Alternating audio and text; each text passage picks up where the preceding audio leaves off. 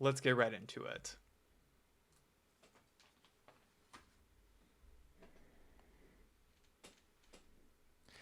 Well, folks, welcome back. As I alluded to in the intro, we are on count number what? 8 of the president being attacked or shot at or in some way being an assassination attempt on his life. We're up to about 8 now, depending on how you count them. Maybe 3, maybe 4, maybe 8. I count 8 total, but could be more than that. So there's been a lot that's happened this week. So we're going to try and break down a couple of things that have gone on that I think are particularly interesting. Starting off, of course, with the White House Correspondents Dinner. So, folks, last Saturday, right? Has it already been like almost like a week? It seems like. The White House Correspondents' Dinner happened. This is the dinner where all of the different media personality, they get together, they all have dinner with each other. Sometimes the president's there, sometimes he's not. There's usually a bunch of people there from the White House and from the press pool and everything like that. And they all get around, they rub shoulders, and they make fun of each other. They crack some bad jokes and everything. And overall, it's kind of like a B- kind of night to be at, honestly. But for some reason, we keep doing it because for some reason we gotta show our support to the media for whatever reason, one way or another. That's the White House Correspondents' Dinner, in short. Now, if you were like me, you would have thought that the White House Correspondents' Dinner would have been held at the White House. Apparently, it's not. I guess it's usually at another hotel. I would have had no idea. I would have typically thought it would have been the White House, considering it's the White House Correspondents' Dinner, but you would be wrong if you thought that way, as was I. So, kind of towards the end of the night, it seems like maybe halfway through it, some gentleman, Cole Tomas Allen is his name. He barged through some metal detectors. He was staying in the hotel. We'll get into all that in a second. And some gunfire went off in the hallway outside of where the event was being held, and ultimately he was taken into custody. No one was hurt. Secret Service officer got shot at, but it deflected off of his bulletproof vest, and so he's okay. So let's go ahead and get into the story, and then I have a video to show you all in just a moment. So here's what we know about the White House, the shooting of the White House Correspondents' Dinner. So Cole Tomas Allen, the suspect gunman who tried to attack the White House Correspondents' Dinner on Saturday night, left behind what officials are calling a written manifesto in which he clearly stated he wanted to target officials in the Trump administration, a senior U.S. official told CBS News. So a Secret Service officer was struck by at least one round, believed to have been fired by the shooter. We have that video in just a moment for you all. But the agent was protected by a bulletproof vest and he's expected to be okay. The suspect was apprehended at the scene. Allen, who's 31, was an educator from Torrance, California, with an engineering degree from a prestigious university. He was charged Monday in federal court with 3 counts, including attempting to assassinate the president. Hope he spends the rest of his life behind bars. Authorities found anti-Trump and anti-Christian rhetoric on the suspect's social media account, the senior official said. Of course, it's always anti-Christian rhetoric with these guys. What the heck? Of all of the religions in the world, the Christians have got to be like the least at fault for people's misery and suffering, it seems like. I must say. Like, as someone who is not like the biggest religion guy out there, and frankly is pretty interested in cults, that's a whole separate thing. I'm not calling Christianity a cult or anything, but I get into this stuff to an extent. I find the Christians to be by far the least problematic of the religions out there. Not that there's no problems at all, but let's be real. Let's be real here, folks. I mean, level with me for a second. Who's more problematic, the Christians or the Muslims? Just saying. I don't see Christians going around and covering women up to be in public, right? That's all I gotta say about that. So, a total of at least 5 to 8 gunshots were fired during the incident, 2 law enforcement sources told CBS News. In a late-night news conference, Jeff Carroll, interim chief of the D.C. Metropolitan Police Department, said the suspect was armed with a shotgun, handgun, and multiple knives when he attempted to charge a security checkpoint outside the dinner at the Washington Hilton Hotel. He didn't attempt to, he did. So this guy, he was prepared. He was loaded for bear. He came with a shotgun, a handgun, and some knives. He was ready to take down Trump one way or another. I can't believe that we're laughing over this. I'm more laughing because of how ridiculous it is for me to say that the president has been attacked, like 8 times now? It's crazy, right? None of this, why did none of this happen under Biden, right? It's like, the left always points the finger back at the conservatives for being the dangerous ones here, when in reality, we know who's perpetuating all this, right? We know whose rhetoric is perpetuating people going and actually trying to commit crimes. I guarantee you that when we really get into it, if this guy ends up in court and he starts giving his rationale and everything where he did this, I guarantee you he's going to say something along the lines of, I believe that my rights were going to get taken away from me by Trump. I believe that my family was in danger by the president. I believe, because I think he's a black dude, I believe that because I'm a black dude, we were going to go back to Jim Crow in America because of Trump. I believe that Trump's a white supremacist. I guarantee you we're going to hear something along the lines of, this guy felt that either his rights or someone who he cares about's rights were going to be stripped away from him by Trump, and thus that gave him the permission structure to go and attack the president, right? And of course, the libs, the leftists on social media are not going to deny that those accusations whatsoever, that it is okay to be politically violent towards them. We showed polls on this very show showing that the left is more prone to being okay with political violence than the right is. Especially women on the left, by the way.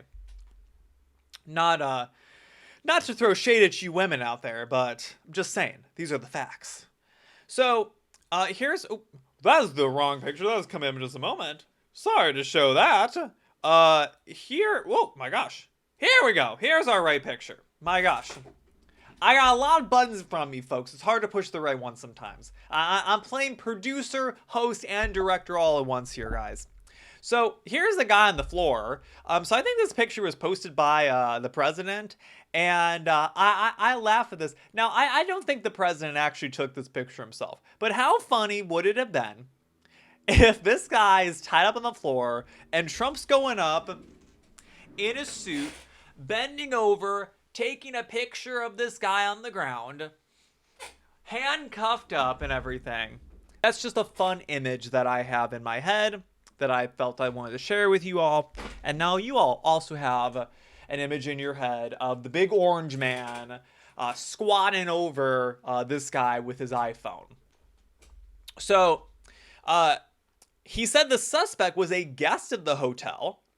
Law enforcement sources told CBS News he checked in on Friday, the day before the event. He had traveled by train from Los Angeles to Chicago and then from Chicago to D.C. So all over the place.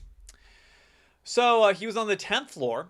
He used an interior stairwell to bypass heavily monitored areas of the hotel, senior law enforcement sources told CBS News, and exited onto the same level as the foyer landing to the dinner's red carpet that was just yards from an access point to the ballroom where the dinner was taking place. Secret Service uniformed division officers confronted and tackled the suspect moments later. So the president is standing by the Secret Service in the wake of Saturday's attack, praising the agents for their response while ordering a review of security procedures. That's for sure. A senior White House official told CBS News White House Chief of Staff Susie Wiles will also hold a meeting this week with senior administration officials, the Secret Service, and the Department of Homeland Security to assess protocols for major presidential events, since Mr. Trump, the president, is due to make several upcoming high-profile appearances. Some other notable things about this guy, he was a part of a group called the Wide Awakes, and attended a No Kings protest in California. He also donated to Kamala Harris's Act Blue PAC for her presidential campaign. So we really want to point the fingers here, folks. I'm not pointing fingers. I don't want political violence regardless of who it is. However, you can't deny where it's coming from, folks. You can't deny where it's coming from. And the fact that we have now had several attempts on the president's life, we've had a fatal attempt on Charlie Kirk, we've had other attempts on individuals' lives out there. The fact that we're seeing no change from this truly says what the Democratic Party is about. It truly shows that they don't mind that this is happening. And I know that a lot of Democrats came out after this. It's great that they did and condemned the actions of this guy. That's all great. That's all great. I'm not denying that. However, it sickens me that there are people on TikTok, there are people on the internet, there are people in my own party who believe that this was a fake attempt, who believe that it's okay to take the president out, and believe that everything's a conspiracy. So I want to show you this video, and then I'll give a few more thoughts. So take a watch. In our new security of video, I want to show you, it's just been released. Take a look. On the top left of your screen, you'll see circled the alleged attacker walk into a doorway with something that appears to be slung over his shoulder. He's actually followed by a law enforcement officer with a canine. Then about 15 seconds goes by. Authorities are in the process of taking down one of the magnetometers used to screen guests going to the dinner for weapons. From that same doorway, you're going to see the alleged attacker suddenly emerge, running at full speed through the standing magnetometer right there, fires at law enforcement. He goes out of frame, but clearly many of the officers now start to pursue him. But I want to play it again slowed down. Here it is again. Now, I should note the slowing down in the video, the circles are all done by the U.S. Attorney for D.C.'s office who released this. We haven't done it. Each circle represents a gunshot, they say. We know one Secret Service agent was shot once in the chest, survived because he was wearing a ballistic vest. That same officer fired 5 times at the suspect. You see those circles there. And I just want to watch that play out. This video of the suspect, identified by authorities as Cole Allen, on Friday night at the hotel. Janine Pirro, the U.S. Attorney for D.C., released all of these videos on social media. She says this shows Allen casing the area in the Hilton Hotel the day before the attack. Also want to show you a video of him at the hotel gym. He walks in there smiling, appearing to chat at some point with a hotel employee.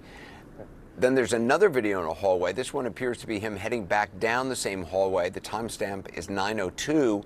In less than 24 hours, he would allegedly attempt to get into that ballroom to assassinate the President of the United States or other high officials. The Department of Justice also released this photo of the suspect. They say it was taken at 8:03 p.m. on Saturday night, 33 minutes before he allegedly began his attack. They enhanced the photo on the right, they say, and circled a number of items.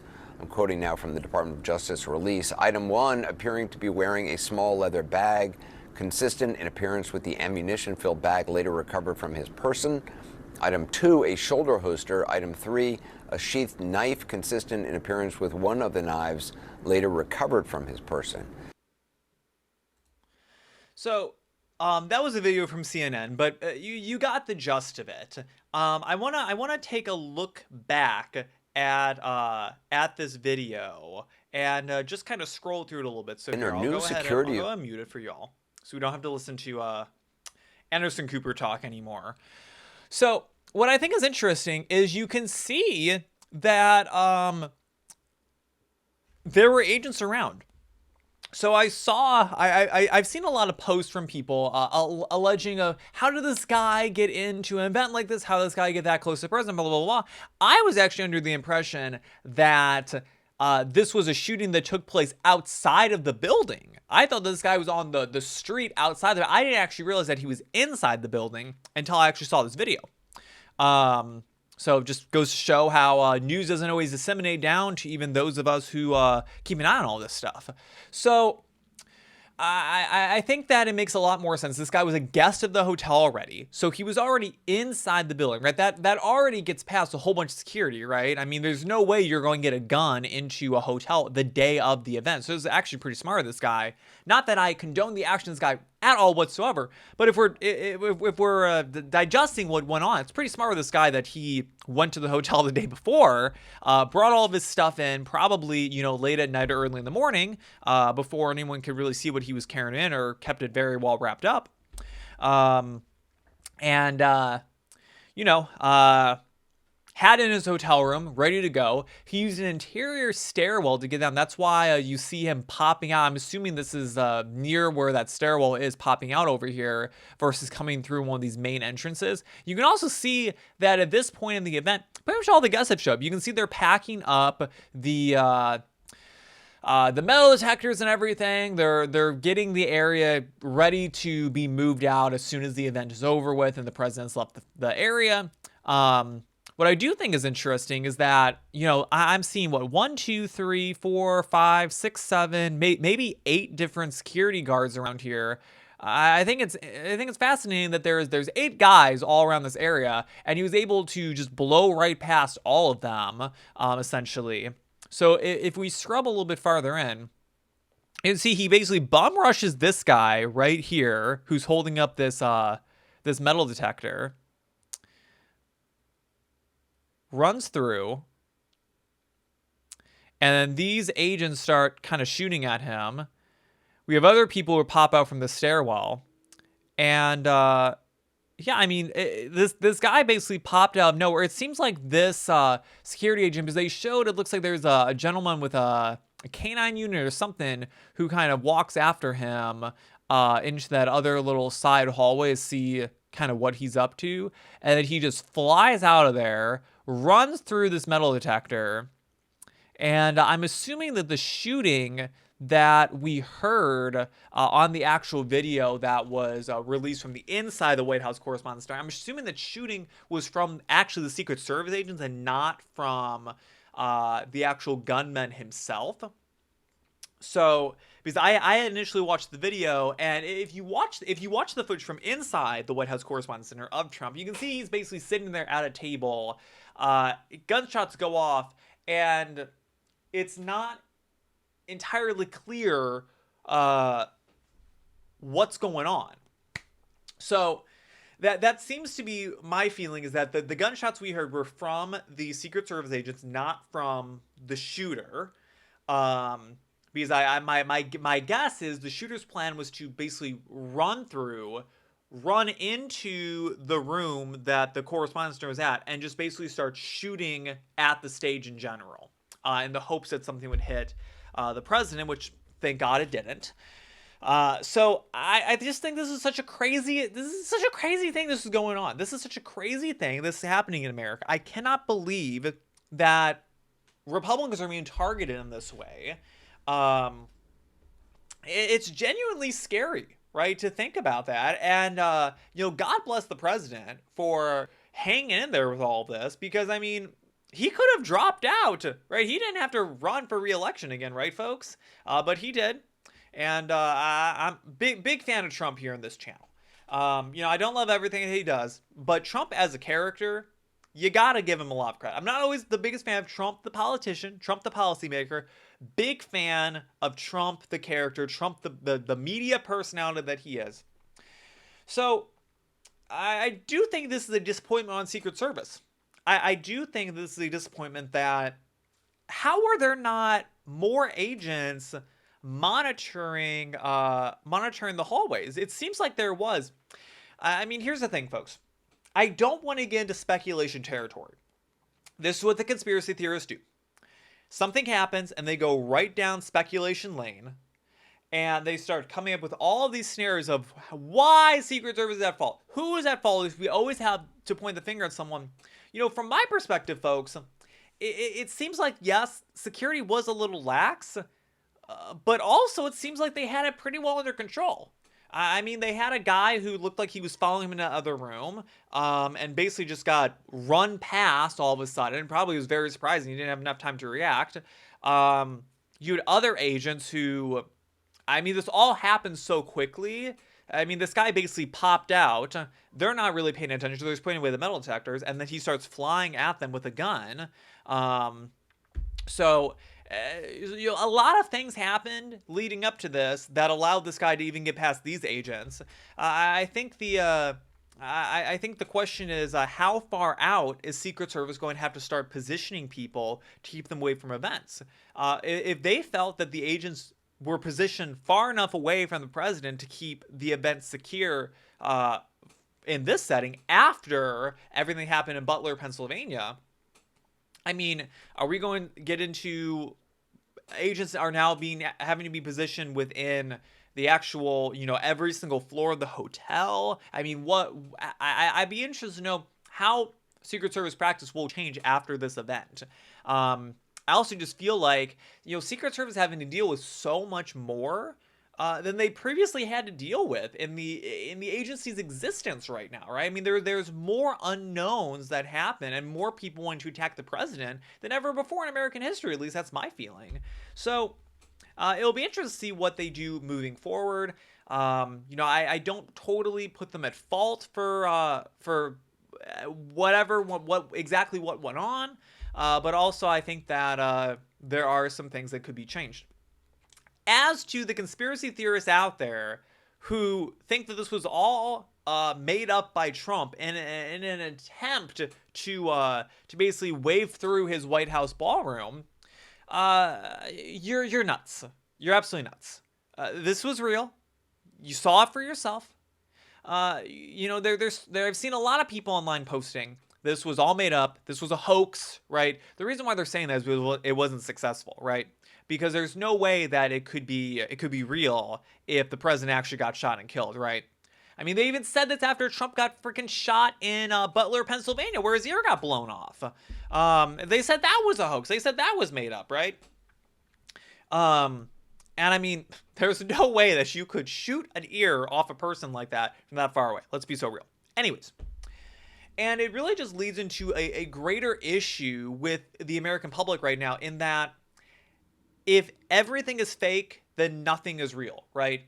And if you already have the position that everything in America is fake, everything's fake, nothing's real, then everything is fake. This is fake, right? This could not be real no matter the evidence that you're shown, because you've been proven time and time again that everything's fake in America, right? If you already believe the moon landing was fake, if you already believe that there's all of these conspiracies by Israel to take over the world, right?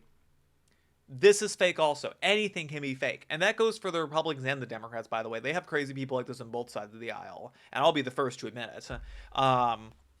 So it's just so crazy that we have to deal with this in America, folks. So that's all I got to say about that. Let's go move on to a Supreme Court ruling.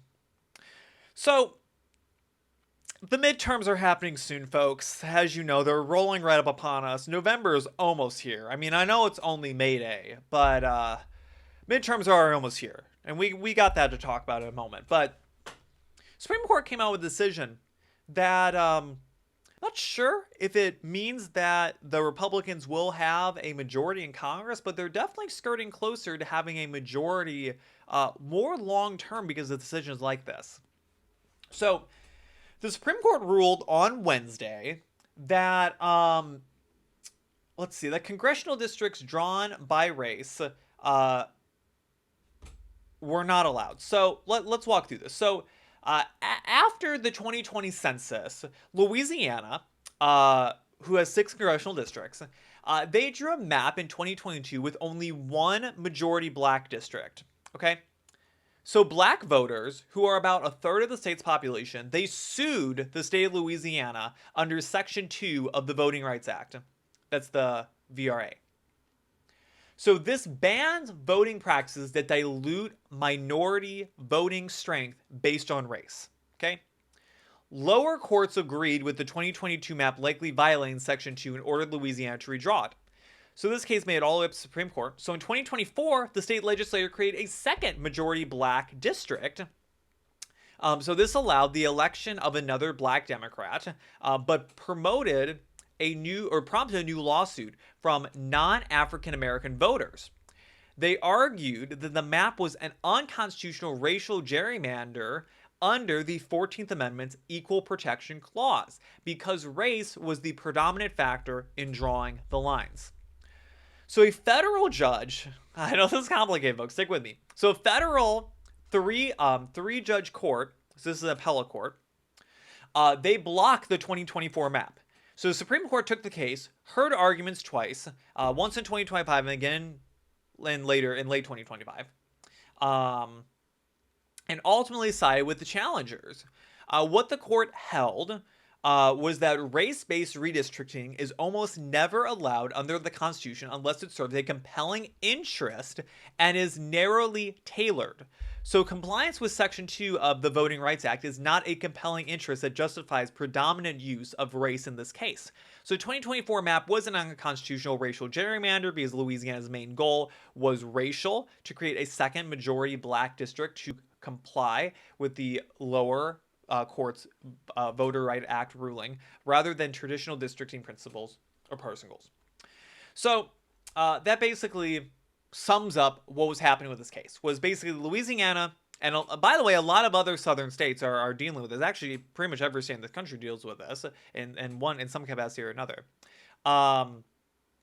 That there's a need to draw congressional districts that do not dilute the voting power of a minority race.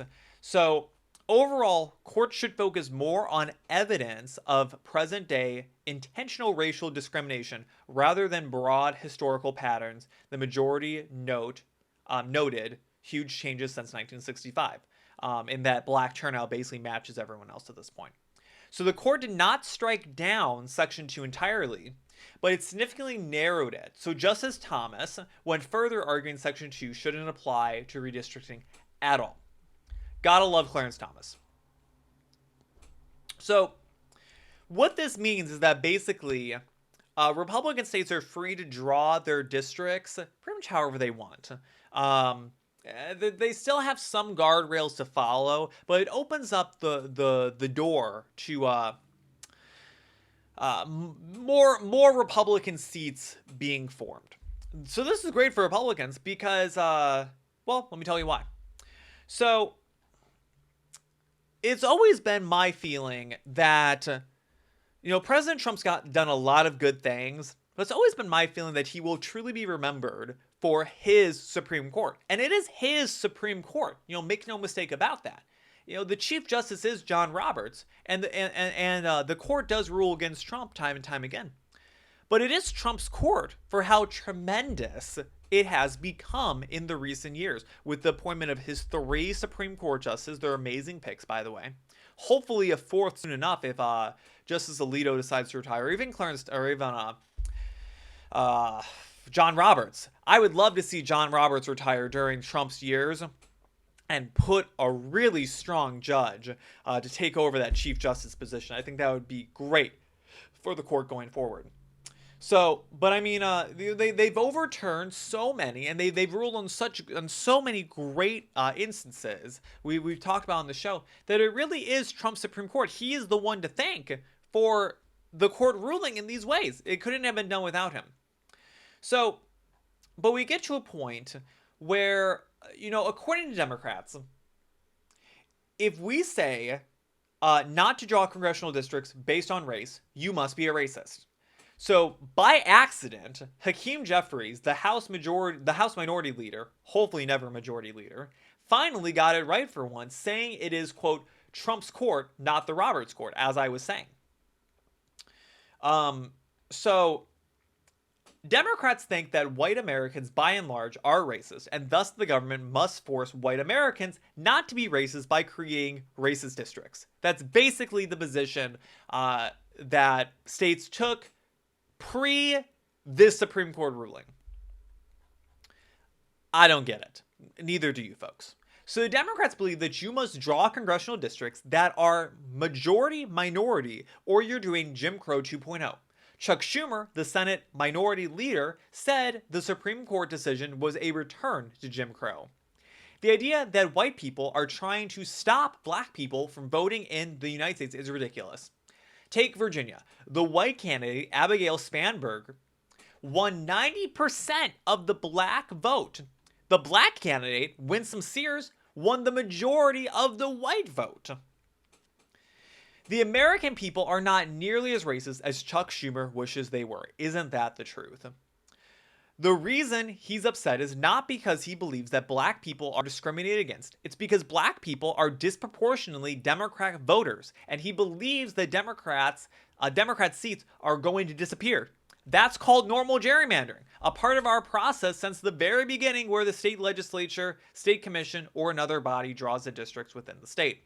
So the 15th Amendment provides that the right of citizens of the United States to vote shall not be denied or abridged by the United States or by any state on account of race, color, or previous condition of servitude. What's actually happening here is that Democrats, as per their usual arrangement, are trying to claim that normal politics is racist. And what they're really upset about, of course, is that more and more people are moving to the South, which means more Southern congressional districts, which means more Republicans. If you look at a map of the projected 2030 congressional reappointment based on population trajectory, what you see is massive gains in the South. You see Texas picking up another 4 seats and Florida picking up another 3. You see North Carolina picking up another seat. If you're keeping track, folks, that's a potential 10 extra electoral votes coming to southern states because of population changes moving into Republican areas. So Democrats are claiming that for them to lose politically, America or the Supreme Court must be racist, and they insist that we impose actual racist top-down policy in order to protect them personally, politically. What we're seeing right now is that in numbers President Trump and the Republican Party are chipping away at the long-term advantage that Democrats have had with black voters. And other minority voters, by the way. Trump's approval among blacks at this point in his first term was at 12%. He's up to 16. That doesn't sound like a whole lot, folks. But every percentage point he's going up is a percentage point the Democrats are going down on, right? That's a big increase for Republicans. Republicans have not done well with Democrats since FDR came through. I mean, if you look at election histories in the United States, pretty much it was a majority Republican Congress and Senate. It was a majority Republican, somewhat pre-majority Republican presidency as well. After Abraham Lincoln came along. So that that Civil War to post-Civil War period up until around the Great Depression time when FDR comes in and just screws up the country, we have Republican leadership all through that. FDR kind of comes in and basically up until Clinton comes along, we have just outright Democrat rule in the House and the Senate. By Democrats up until Clinton shows up. It isn't until Newt Gingrich comes along as Speaker of the House that we have a Republican Speaker of the House. If you look at the election histories, we did not have a Republican Speaker of the House since 1954. Yeah, 1954, folks. 1954 was the last time that there was a Republican Speaker of the House until Newt Gingrich comes along in the early 90s, right? That's almost 50 years of Democrat rule in the House and Senate. My point being, Democrats have dominated with minorities.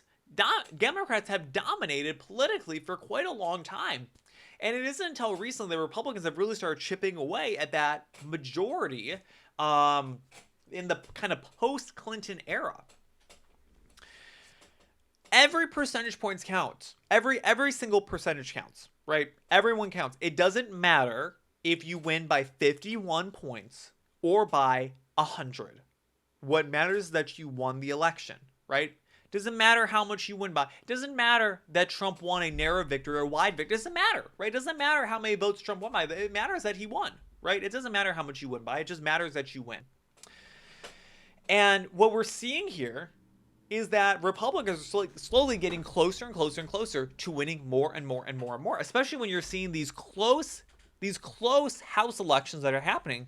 Adding an extra 10 congressional districts with Republicans in them, that's a net gain of 10 for Republicans, a net loss of 10 for Democrats, right? They're not getting those seats back.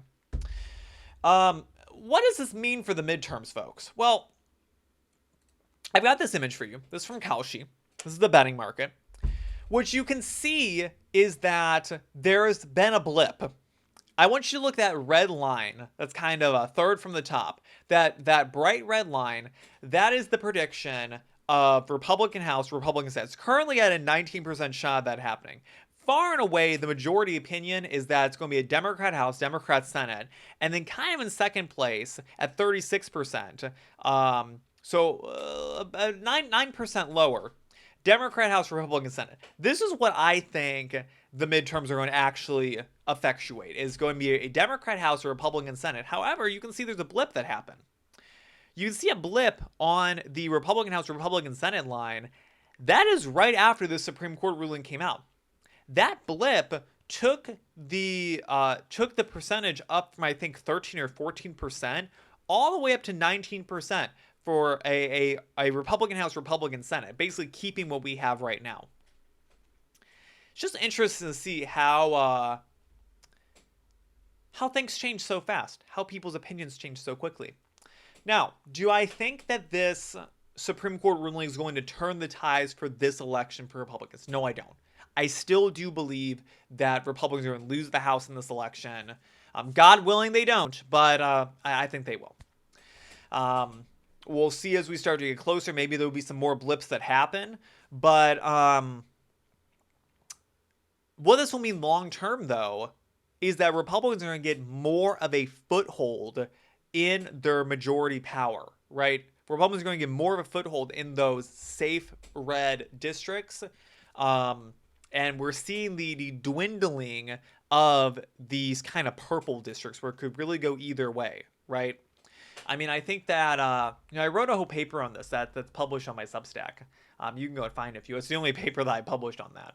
I think the link might still be in the description of this video. But if you look back at the data, I believe either in 2022 or 2024, of 435 House districts, only I think less than 100 of them were actually competitive, right?